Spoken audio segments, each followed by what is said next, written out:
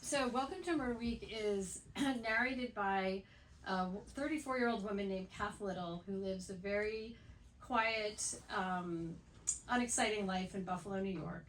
And after her estranged mother dies, she discovers in her mother's papers that her mother had booked the two of them on a one-week trip to an English village to participate in a solve a fake murder mystery week, to go with other Americans and compete to try to solve this fake English village murder mystery.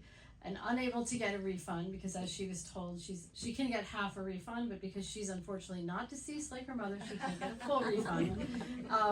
She goes on the trip, where she shares a cottage with two other solo travelers, also American, Wyatt, who is 40 and has been sent on this trip by his husband, who runs a birding shop where Wyatt works unhappily, and Amity, who's 50, and she's a newly divorced romance writer with writer's block. And so the three of them team up to solve the fake murder mystery, and at the same time they solve, oh, hi Jessica. At the same time they solve the real mystery of why Kath's mother wanted her to go there. So it's a fake murder mystery and a real mystery and a sort of mother-daughter family grief story, and there's a little romance in there as well. So I have to admit, when Gail wrote to me and asked if I wanted to do this event, she said our books sounded like they'd be a good fit, and I was kind of confused because I have nothing that is anything like a murder mystery. I wrote like humorous women's fiction, usually set in the early 1960s, and I was like, okay, that's interesting. And I start reading, and I'm like, all right, the character's Jewish, maybe there's a connection there, something. But what was really interesting was the connections were definitely there, and the losses that our main characters have suffered, and how they both think they're fine after these losses and really need to learn how much more healing they still have to do. And I loved how those connections really did play together. So I do need to ask, where did the idea for this one come from? Because it was so unique. I've never read anything like this. Yeah, it was a surprise to me too, because I've never written anything like this. My first book, The Last Book Party, it has a mystery in it, more like a secret. I'd never written a murder mystery. I hadn't really aspired to write one. But this book was inspired by two things. One was I took a trip with one of my sisters to Derbyshire in the English countryside in October 2021 or 2022.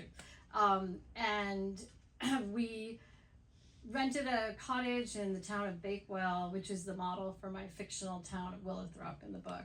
And we had an absolutely fantastic time. We were sort of living out our English fantasies, and the mood I was in the whole time was very silly, because I felt like I had walked into the pages of all of these novels, British novels I had read, and masterpiece mystery shows, and masterpiece theater, and Downton Abbey, and like all this sort of like maelstrom of ideas of Britain from pop culture, old and new, were sort of how I was seeing everything, how I was experiencing everything, and it made for a pretty silly week, and I loved it, and it was absolutely beautiful. I had no plans of writing a novel. It was purely just a vacation.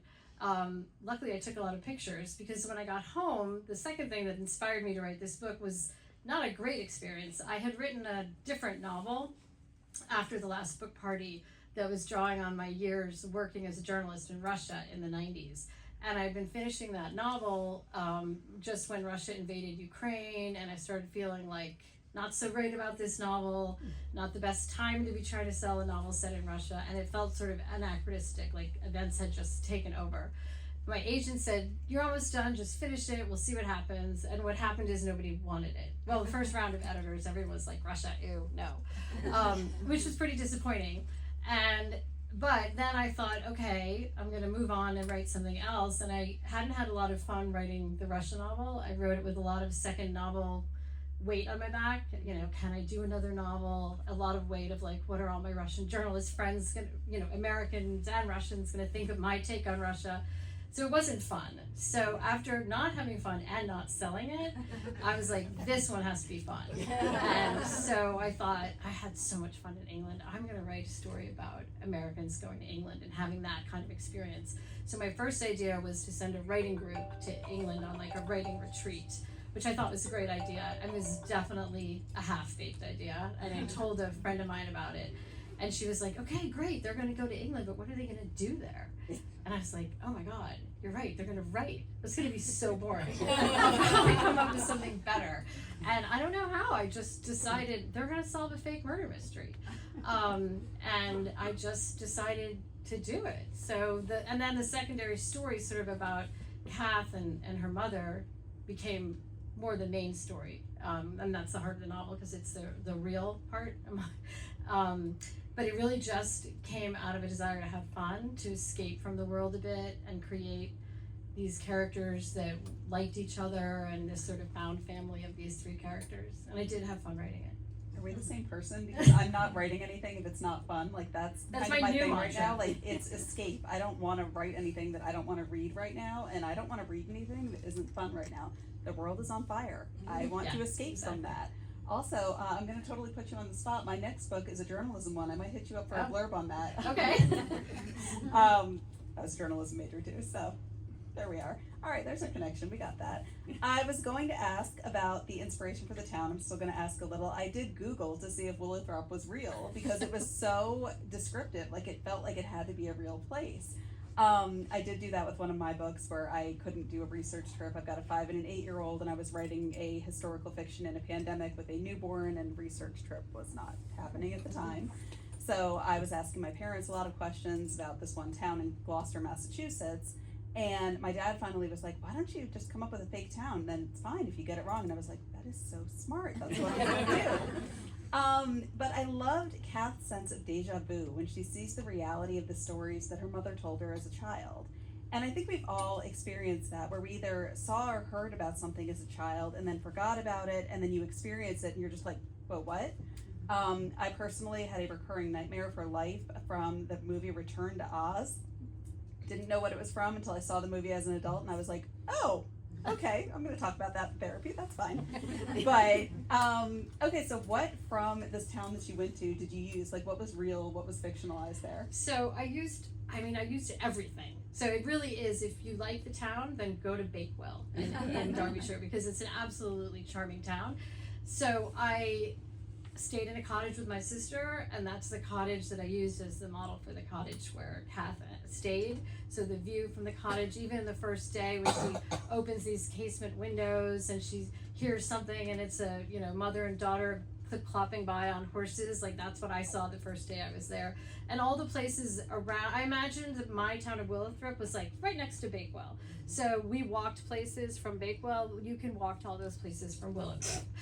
And because I wasn't researching the novel, I really used everything that we did. So my characters get lost. There are public footpaths all over England, which I didn't know about.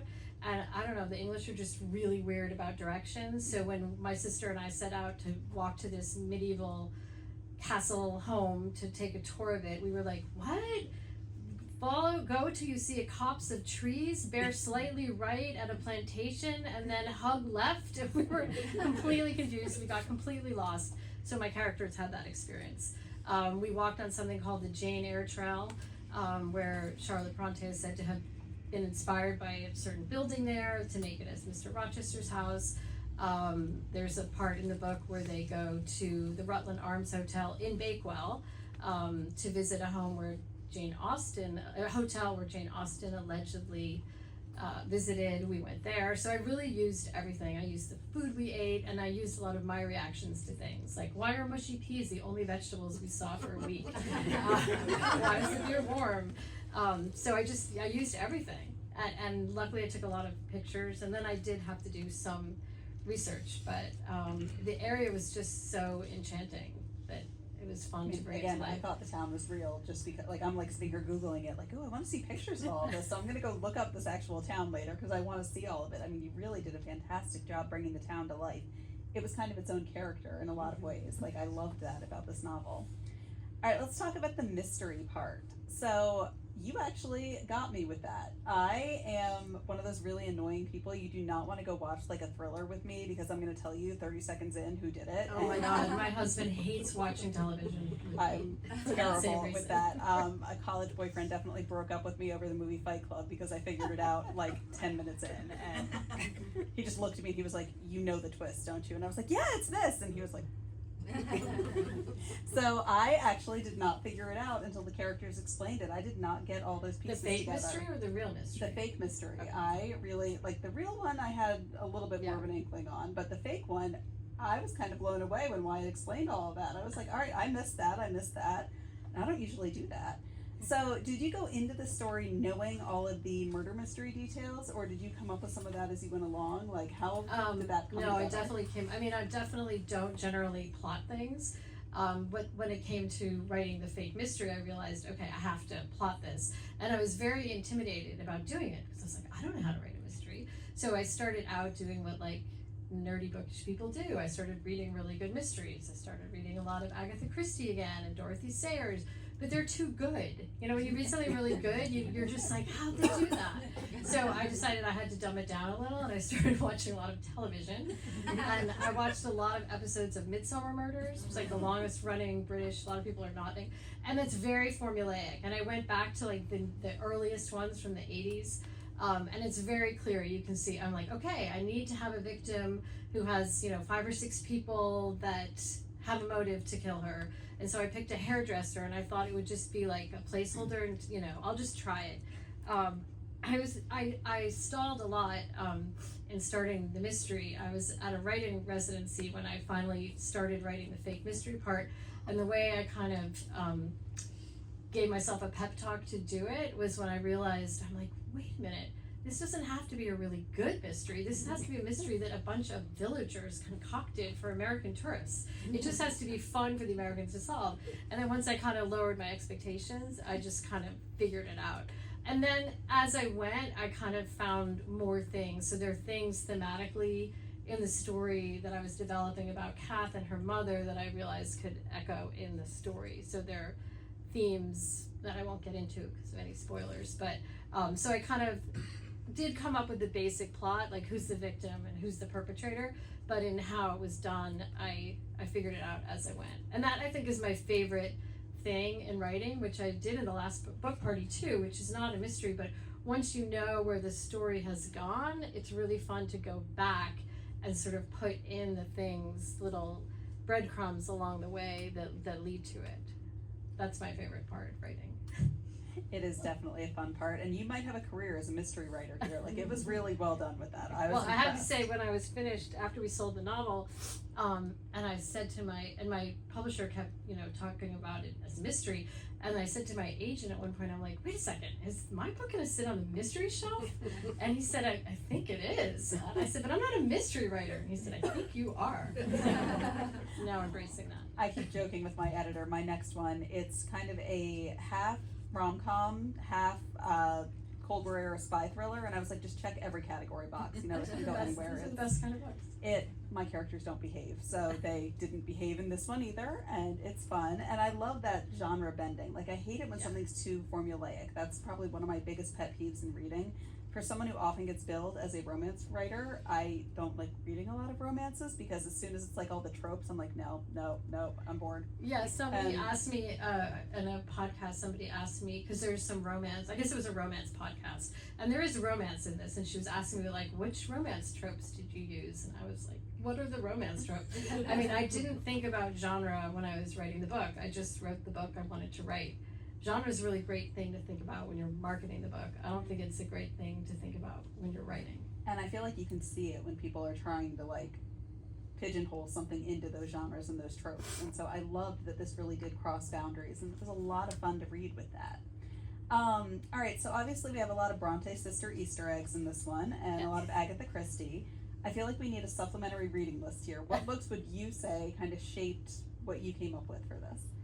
Well, definitely a lot of like Jane Austen and the Brontes, not all the Brontes, but definitely that, because that's a lot of like when I was in England, I couldn't do anything without feeling like, oh, we're walking across a field, like, where's my basket? I'm in a warehouse, the moors are wet and damp, I'm Jane Eyre, and I was like, all of my references were from that. But then also, I really love the contemporary mysteries that Anthony Horowitz writes, especially the ones where he's a character in them themselves. They're very meta and they're very playful. So I was just really having fun writing this book, and I enjoy that kind of thing. I lost my All right, so there were two lines that I actually highlighted while I was reading, and I never, ever do that, like, ever. I think I've done that once before. And they just stood out to me as such astute observations about life. So the first one was, I read once that the cure for anything is salt water, sweat, tears, or the sea. And I mean, I made a joke. I screenshotted that and sent that to my friends. Okay, and but made a joke about. that's not me. I read that too. Well, That's where did that come from? That's Isaac Denison. Okay, I was definitely joking. Salt water, Catherine does. okay, the sea. If someone's problematic, you can just drown them. It's fine. But the other one that I highlighted was I hope I wrote this one. fictional chaos is a holiday, a beautiful distraction. And I just loved both of those lines because, first of all, it's true. There's not much that a workout, a good cry session, or going to see the ocean isn't going to make you feel better about. And we do love this fictional drama because it distracts from our own that we actually have to deal with and solve and fix. Whereas, when you're reading fictional drama or watching it, it gets tied up with a nice little bow at the end and you didn't have to do any of the work. You just got to observe it. And so I was going to ask, were those both you? Because I know all good authors do steal a little. So were those borrowed or? The second one was me, yes. I thought a lot about that because I thought about, I started, the trip that we took to England was like right after the pandemic. And I, like so many people, just kind of escaped into cozy mystery things on television or, British mysteries, etc. And I think a lot of people did. There were times, after work, my husband would be watching like more serious, Law and Order sort of things. It's so relaxing to watch people investigate serial killings, but it is. So I thought a lot about why that is, why that escape into that world is comforting. And I enjoyed that I was contrasting that with Kath's mystery, part of which she solved, but part of which she can't solve, which is kind of the contrast between these cozy mysteries where everything is explained and you know why people have done what they've done, and then it gets set to rights, and real life is more complicated than that. And it's so true though. Like my husband, for example, always says he doesn't want to watch TV. He doesn't like TV. He doesn't like all that scripted stuff on TV. And then I'll be watching something. I was watching The Hunting Wives, and all of a sudden he's like watching it with me. And he's like, "Who do you think did it?" And I'm like, "Where did you come from? What?" So it is just so interesting how even people who claim they don't want that fictional drama really do go for it, and it is that thrill of it's not my problem. I just get to watch it. We like being voyeurs with that, and I loved that. I hadn't really thought about that with why we enjoy that type of show so much, but it's true. The serial killer documentaries, they're interesting. Like, I do want to know about that.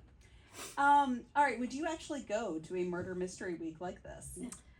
I would love to go to a murder mystery dinner. I've never done that. I know that there are murder mystery weekends. I know, like in the UK, you can go to a country house and they're actors and they act out a mystery and you try to solve it. I think it would be pretty hard for a village to pull off, but my village pulled off pretty well. No, I don't think I'd want to do a whole week of that. I can't blame you on that. I'm very much an introvert. I would not go hang out with strangers if you didn't pay me to. All right, what do you want readers to take away from this book? Mostly I really just wanted them to have the kind of reading experience that I love and that I needed at the time I was writing it. I know initially it was just like, I want to deliver a fun escape and make them laugh. But then, because I'm me, I couldn't write something totally fun. I had to have something that had some grief in it and some emotional Sturm und Drang, even gothic kind of stuff. And I knew that I wanted the story to be both fun but also moving. So I would hope that people would just get escaped into the world and enjoy it, but also feel something about Kath's journey because she learned things about her mother that she didn't know, and by learning those things, it changes her view of the world and her view of herself. That she had been kind of living like many of us do according to a narrative of our family history or of our role in the family, and that those narratives that we establish for ourselves don't always serve us well. And so that's like the serious side of the story, but mostly just have fun. Was there any real life inspiration for Kath's journey here? Not really, although once I finished the book, I realized that there was a lot of unfun stuff that I brought into it. Just to get serious for a moment, the time I was writing it, my mom, who was 89, was going through a bit of a decline, some dementia, And so I was experiencing kind of a loss of who she had been. And she died this summer, and I thought that I had really grieved her already because she had changed, and I realized that I hadn't. And it was sort of fascinating to me that I had kind of put these things into the story, even though they hadn't quite happened to me yet. It was like I was anticipating what I knew was going to happen, and that Kath has to sort of understand that she has to grieve her mother, even though she thought she had grieved her already because her mother had left her at a young age and only flitted in and out of her life. So it's just fascinating to me that I set out to write this very funny novel, and I think I did, but it has the serious stuff always finds its way in there. That's kind of exactly what happened with my most recent one with Good Grief, where it's set in 1963. It is a 32-year-old widow. Her husband died 2 years earlier. She had her mother move in for 2 years to help her deal with the kids and adjust to everything. She's ready to do this on her own. She sends her mother home, takes the kids to the zoo, and comes home to find her mother-in-law on her doorstep with 5 suitcases refusing to leave. And the same way, I set out to write this very funny story, and But it is funny. I mean, they are similar in that they're like funny grief books. Again, when I got asked about Welcome to Murder Week, I was like, how does this relate to Good Grief exactly? It does. And it's true, and that grief there, my husband and I were going through one of those patches that people do.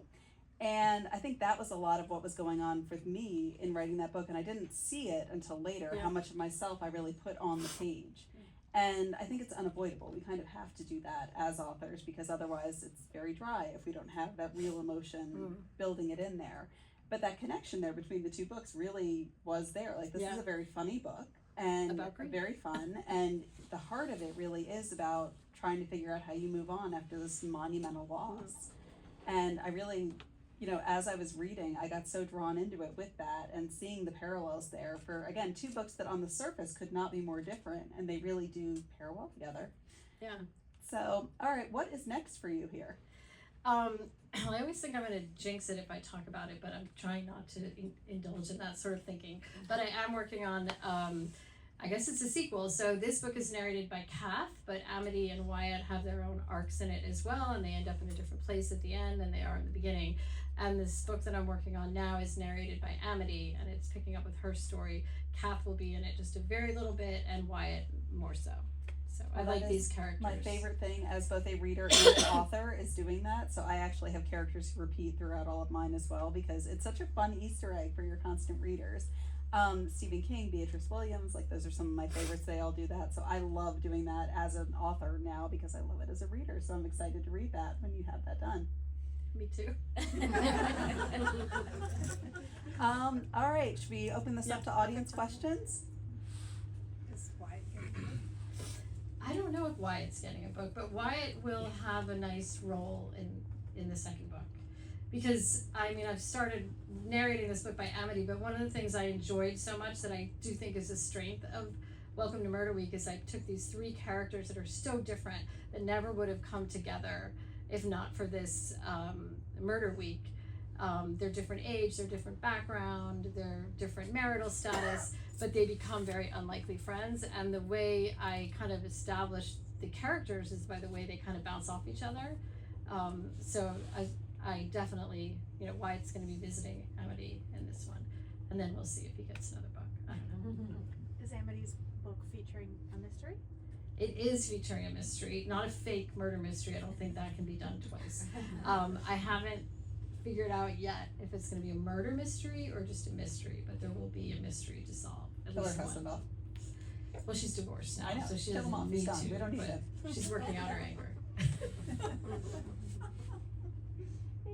What do you think the appeal is of the English village, or the British village, the murder, the detective who's in various, Agatha Christie type tropes, and also the fact that we've been raised on these stories that have nothing to do with our lives, speaking for myself, and yet they have such a power over us. Yeah, I don't know. I mean, so many of these English mysteries, Golden Age ones, and then, which is like between the wars and then later, like so many of the English village murder mysteries on television, they take place in this like post-war time, small villages, no social media, everybody knows each other, I mean, I sort of almost expect when you go to an English village in England that you're going to arrive in like 1953 and they're just going to ride by on a bicycle, and it's a little like that. But I don't know. I think it's a fantasy of a simpler small town life, and maybe because it's foreign, we can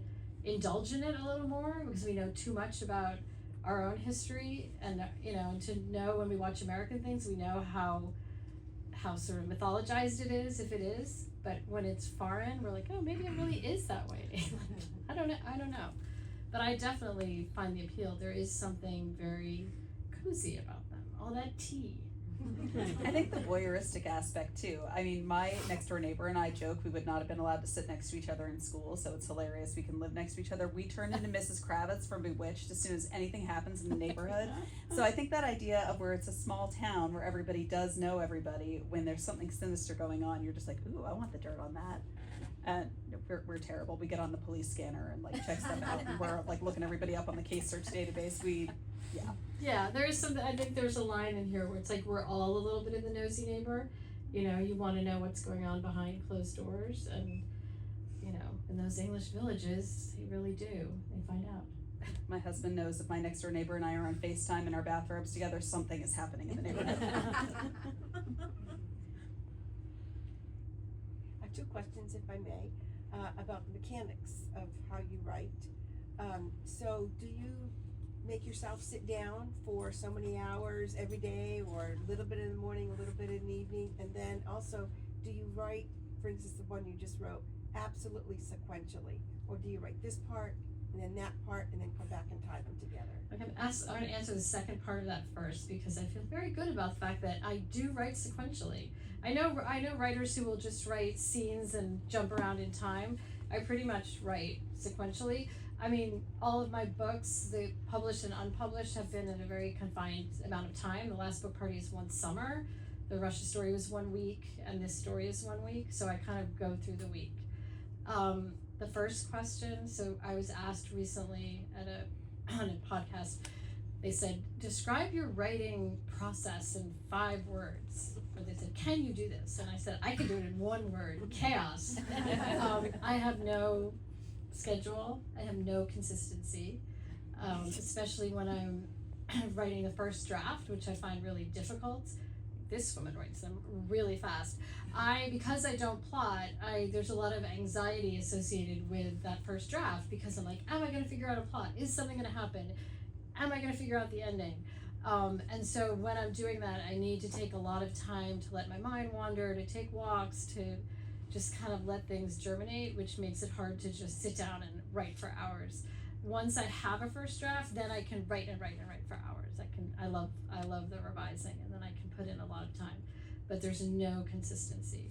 I often try, like, I'm gonna write every day from 10 to 3, and never happens. See, and I have to do that a little bit because You I have have kids, and so grown. my first 3 novels were written in the hour and a half after they went to bed at night while I was still teaching, and it was horrible. But Stephen King says in his book On Writing, you need to treat it like a job, and if you needed the money, you would get a part-time job, and if you were tired, you would still go because you need the money, and you have to treat writing the same way or it'll never happen. So that was how I wound up being able to do this. So I know you from journalism. I can kind of imagine what you take from journalism to write this, although I want to hear your answer. What do you not take at all from journalism and you had to develop and figure out as a... Oh, I had to unlearn most of what I learned in journalism to write fiction. Seriously, I mean, the biggest thing for me was I thought that you had to know your story before you wrote it. You had to know what you were writing about. And I mean, I had jobs in writing. All of my career was writing, journalism, speech writing, editing, and I always was dabbling in fiction, but I never stuck to it because I thought, well, I don't really know why I'm writing. I don't know where this is going. I don't know what I'm doing here. And so I thought that meant I was really not cut out to be a fiction writer. So when I joined a writing group, I learned that you can figure it out as you go along, that you will figure it out. If you keep going, you'll figure out what you're trying to say. And then the other thing I had to learn was that you don't put everything up front. In journalism, if you don't put it up, it gets cut from the bottom. So you want to put everything there. But that is a really bad way to write fiction, because the way you create suspense in fiction is by withholding information. Not too much, but enough so people need to be grounded so they know where they are in reading the book. But if you tell them too much, then they're not going to keep reading. So I had to kind of unlearn what I had learned about storytelling. What I took from journalism, I'm good with deadlines. Fiction editors love journalists, former journalists as writers. I mean, because she was like, oh my God, you met every single deadline. And it never occurred to me not to, I had to. So what else? And then I bring reporting to my fiction, because when you're reading a novel and there's something wrong in it, it's really jarring. It doesn't matter if it's a completely fictional world. Is there something illogical about that world, or a fact from the real world that is wrong? It makes you just distrust the author right away, and it pulls you out of the story. You're like, oh, I'm so smart, they didn't know, blah blah blah, and then you're not in the story anymore. So I would definitely research things. I was fanatic about it, do rhododendrons grow in Derbyshire, in May, in late May? I just had to get all those things right. And I did have 2 British friends read the manuscript for me, and I said to her, my Americans can be stupid about England, but my Brits can't be stupid. And she caught a couple of really bad errors. There was one where there's a character who had borrowed money from someone. She thought it was a gift, but it was actually a loan.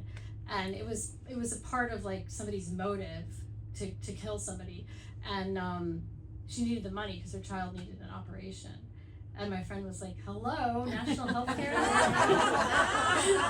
I fixed that.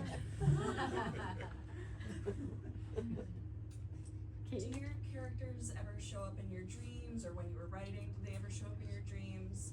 And if not, did you ever end up talking about your characters as if they were real people and then being like, oh wait? They never showed up in my dreams, but they were in my waking life all the time. And in this novel, I have had characters just show up as I'm writing. I find, and then this is something also I learned that's unlike journalism, that my best ideas happen when I'm writing, not when I'm sitting there trying to come up with an idea.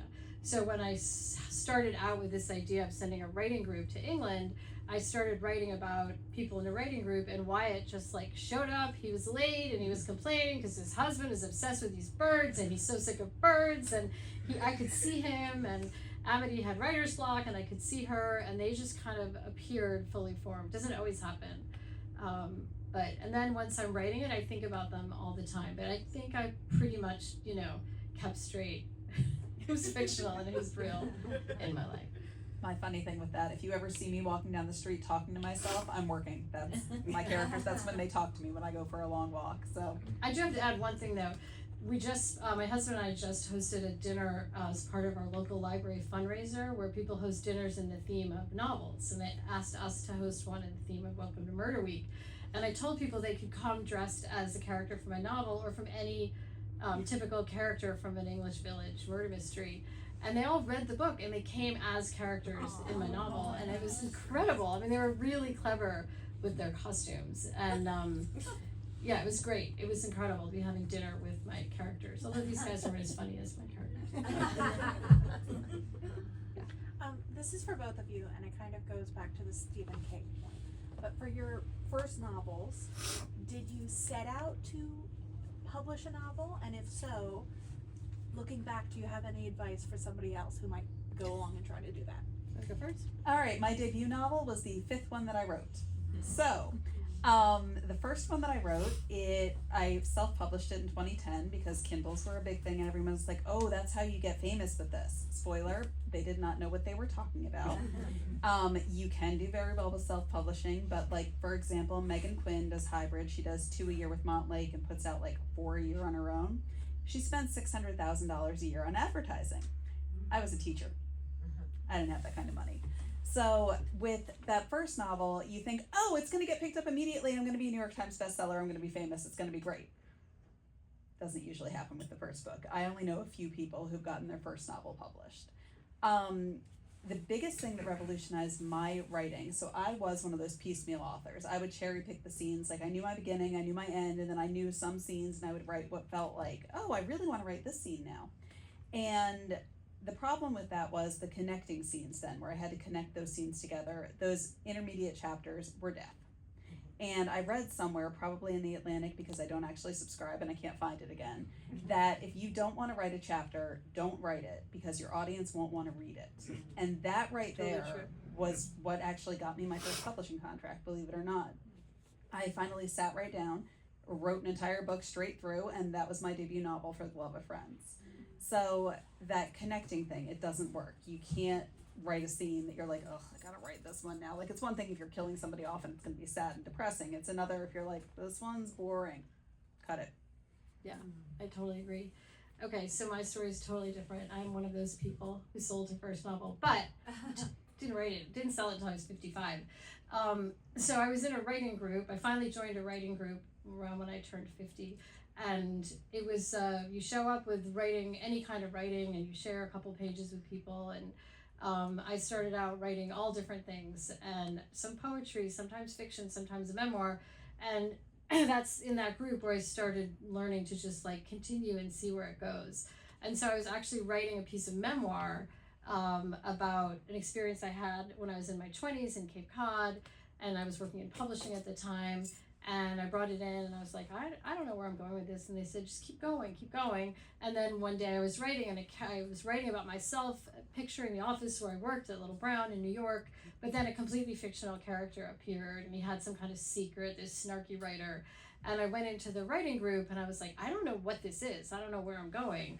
And they said, it doesn't matter, just keep going. And because of that group and having to keep bringing in pages every week, I kept going. And I remember a couple of weeks into it or months into it, one of the members of the group, people used to like mark up pages and then give them back to you, and she scribbled on it, I think this is a novel. And I was like, what? I don't know. I don't know how to write a novel. But I kept going, and that eventually turned into The Last Book Party. So that is my advice. Just keep going. I mean, if you are compelled to tell the story, even if you're not sure where it's going, to just follow your instincts with it. And also I agree completely. Like if you don't want to write something, just skip ahead in time, or just refer back to the event that happened that you don't want to write about. And then I got really lucky. I sold it, first one, but then the second one didn't sell. So like, there's always rejection involved in writing. Oh yeah. Anyone else? Oh, Yes, so my favorite story is not in the book. I think it's partially in the book. What's that? I think it's partially in the book, yes. But I actually was always wondering, like, why is this village sitting around doing a big murder mystery? How pathetic is the town itself? But, They're but I think- creative. And they need tourism. maybe they're desperate and on the skids. But I think you need to tell the story about the fake Jane Eyre Hotel. Jane Austen. Jane Austen Hotel. Okay, so in the book, so one of the, I told you I used many of my experiences in this book. And luckily I had a lot of fun experiences in this 1 week. But one of the most memorable and disturbing to me was we stayed in the town of Bakewell, and everything we read online, everything, and you can look up Bakewell and you will find this online. It will tell you that Jane Austen stayed at the Rutland Arms Hotel, and that she even revised or wrote part of Pride and Prejudice on a room on the second floor, and it tells you what room. So I said to my sister, we have to go eat dinner at the Rutland Arms Hotel. We went to the hotel. I took a picture of the room where Jane Austen stayed. We ate. We had this fantastic meal. We went into the ladies' room where it was like a shrine to Jane Austen. They had drawings of her. They had a timeline of her life, including 1811 when she was in Bakewell. It was very exciting. And on the way out of the hotel, I purchased a little history of the Rutland Arms Hotel, and we're flipping through it and come to the chapter called The Jane Austen Controversy. I just said lie. So apparently in like 1895, somebody wrote a guidebook saying that Jane Austen had stayed in Bakewell. And then in 1925, the town clerk, in cahoots with the then proprietor of the Rutland Arms Hotel, recirculated this thing in a new guidebook and embellished it to say that she had revised whatever and she stayed in this room. And sometime in like the late 70s or early 80s, a very well-known Jane Austen scholar, I think from America, stayed at the hotel, and she was very upset to hear this, and she knew it wasn't true. And she started writing letters to the hotel, to the town council, whatever it's called, the parish. She finally, after like, I don't know, 17 years, she was in her 90s, she convinced the Jane Austen Society to officially declare that they had like examined all their papers and everything, and they officially declared that Jane Austen had never been to Bakewell, never even stepped foot in Derbyshire, and they sort of told the hotel they had to like cease and desist from spreading this rumor, which I think is why they put the timeline in the ladies' room. I was very upset by this, so I gave this experience to my character Amity, who goes to the hotel and was very upset to discover this. And then the myth got new life because in 2005, the Pride and Prejudice with Keira Knightley, they used Chatsworth House, which is right near Bakewell, as Pemberley. And even on the Chatsworth House website, it says, you know, this is the house that inspired Jane Eyre to create Pemberley for Mr. Darcy. And it's completely not true, but it's the myth that will not die. But now you know the truth. If you tell me Stephen King never went to the Stanley Hotel, I'm gonna really be upset. I don't know. I say now you have to be, every time throughout this whole trip in England, whenever my sister and I saw something that said, is said to have. Like Jane Eyre is said to, Charlotte Bronte is said to have used this building as the inspiration for Netherfield Hall. There's a lot of that. So I had a lot of fun in the book with playing with the myths and the things that people want to believe and that don't die, even though they're obviously not true. Like George Washington couldn't have slept everywhere. Apparently Jane Austen didn't either. I did used to live across the street from F. Scott Fitzgerald's grave, so you know that You one think at least you was. did. No, that was legit. He was buried there. I remember they moved him from another cemetery in Rockville. I'm curious where else you went in Derbyshire. We really stayed in Bakewell. We went to Hathersage. We didn't have a car because I didn't have any confidence in driving on the wrong side of the road. So we took a taxi to Hathersage, which is where there's this Stanage Edge, this 4-mile gritstone ledge, which you've probably also seen, and it's pictured in the 2005 Pride and Prejudice, but it's beautiful, and there's a walk up there we did, and that figures in the novel. We went to Chatsworth House, which is right near. We also went to Haddon Hall, this medieval home, and just to give you an example of the sort of mood I was in, like sometimes the truth was funnier to me than the fiction. So Haddon Hall is the real home that we walked to, got lost on our way, and then visited. And so in my book I called it Hadley Hall, and I knew that the American tourists in my book would want to meet some grand lady of the manor. So I created Lady Magnolia Blanders, who was the owner of Haddon Hall. But the woman who actually owns and I'm mixing up, Haddon Hall, and is renovating it, it's open to the public, her name is Lady Manners. So it's like, that would have been better for my book if she had it. So yeah, we were just in the surrounding area, and there was a lot to see, and the countryside is beautiful, so we just walked a lot. There are many more villages I would like to go back to. All right. Thank you Well, so thank much. you all so much.